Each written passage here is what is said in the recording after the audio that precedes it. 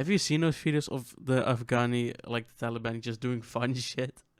I was thinking, Dude, I wanted to talk about this. The Taliban have Twitter accounts now.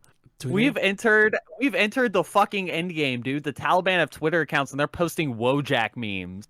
This is awesome. I don't have an example for you, but I just keep seeing it on my fucking timeline. It is fucking awesome. And I'm like, I think I might be a Taliban and they're now. not getting banned. No, they're not getting. Why would they get banned? They're not doing anything wrong. Twitter's pretty good about it, unless you're the U.S. president. Twitter's pretty good about not banning you, especially if it's child porn too. They take a very hard stance on child porn, which I've Chad. A ton of accounts got banned, and they went on like sock accounts, and they started being like, "Oh, why did I get banned?" And like the Twitter UI would respond, you posted child porn. You know so what's get raped." You know what's one thing I was thinking about? I was like, the Taliban is probably doing the best marketing ever. People are looking instead of their PR is amazing right now. Instead of looking at them, oh no, a country has been taken over by terrorists. People are like, oh, look at them, they're in a roller coaster. So what they did you know how they did this? What?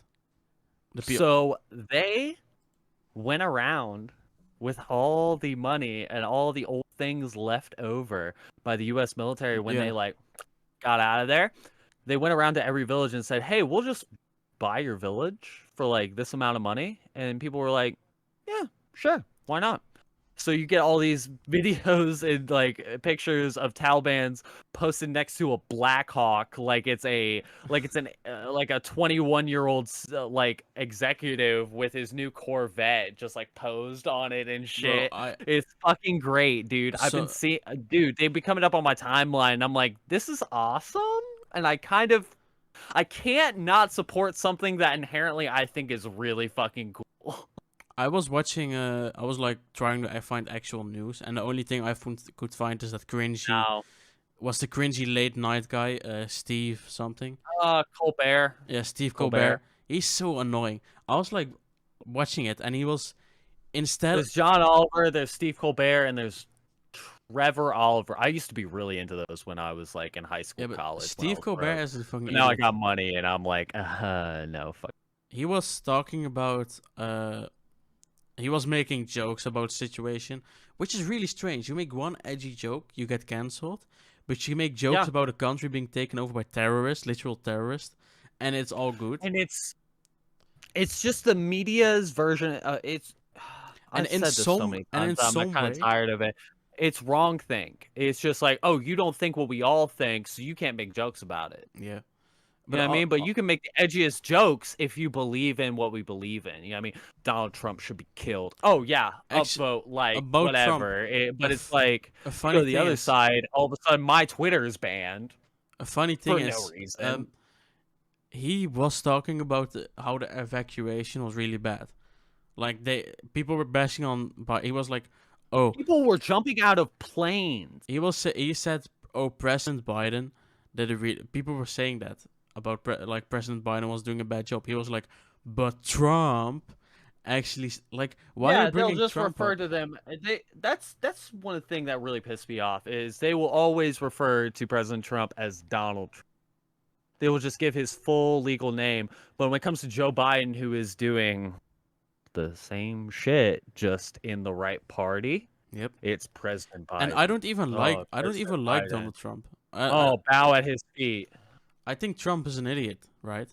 But just bashing on him when George Bush was an idiot too, but I love him. He's a lovable goof, and I love him. And also Donald Trump would just say what he wanted. And you have to respect somebody like that, because every politician that we've gotten, especially like he was running against the best person for him to run against. He was running against Hillary Clinton. Hillary Clinton just threw it. Let's be honest. The epitome of political rhetoric. She threw. And it's just some guy who would just write Mexicans, the wall, love America on his notes and then have a speech.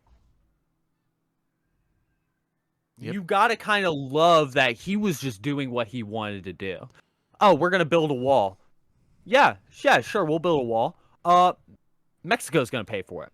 But let's be honest. All of a sudden, that's a big fucking thing. It's like, he said it. Like, let's be honest, Hillary just... This wall's been in production since 2004, dude.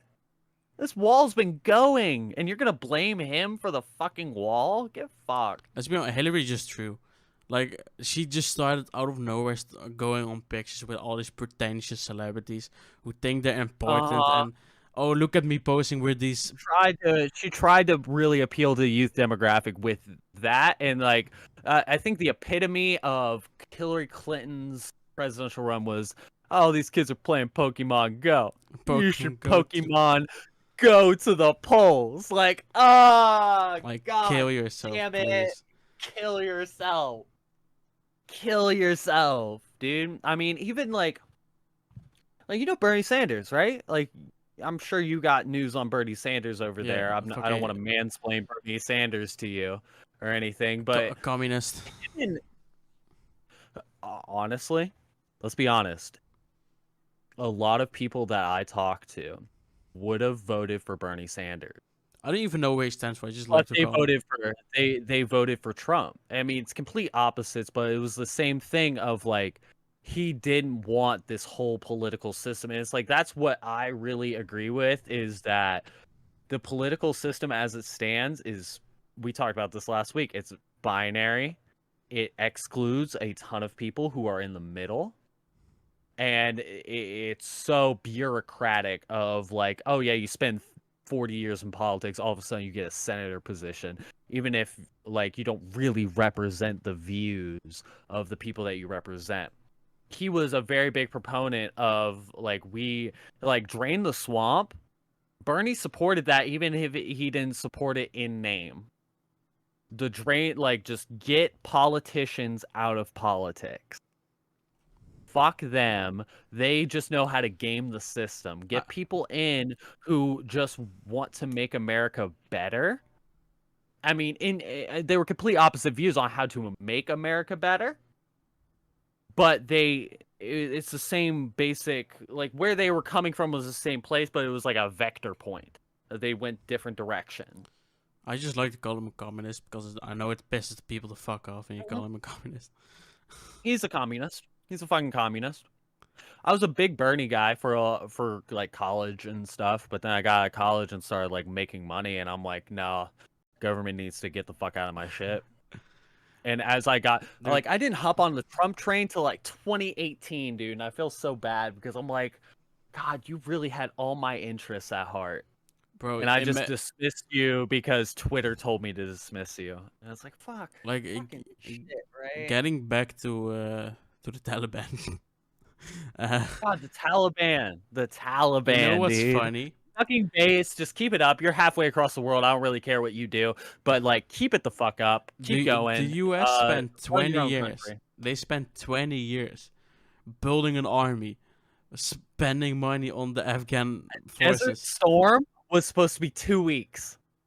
That was Bush Sr. was like, yeah, Desert Storm's going to be 2 weeks. We've had Bush Sr., Clinton, Bush, Obama, Trump, and Biden. We've had 6 presidents in the time that it took to do a 2-week operation that turned into a 25-year. But they spent all this time and money building an army, getting the people to defend their own country instead of relying on the U.S. And they leave, and they fuck it up immediately. They fuck it up immediately. But, like we hadn't, like the choppers were still on the horizon, and they already fucked it up. Bro, but have you seen? There was no fighting. But have you seen those training videos? Exactly. They just bought it. They just like, hey, yo, we got money. Have you seen the training videos of? Yeah, I want money.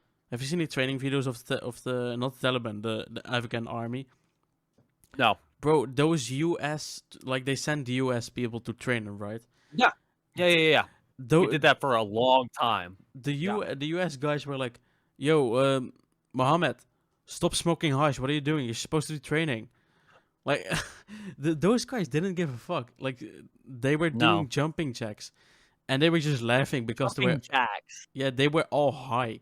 So they were just laughing. They weren't even doing the train. I mean, that's the culture. You gotta bring that back to just like the culture of the Middle East is so much different. It's like you're not gonna like good old American boys going out and fighting for patriotism or whatever they want to fight for, free healthcare, free college, whatever an individual soldier goes out and really fights for.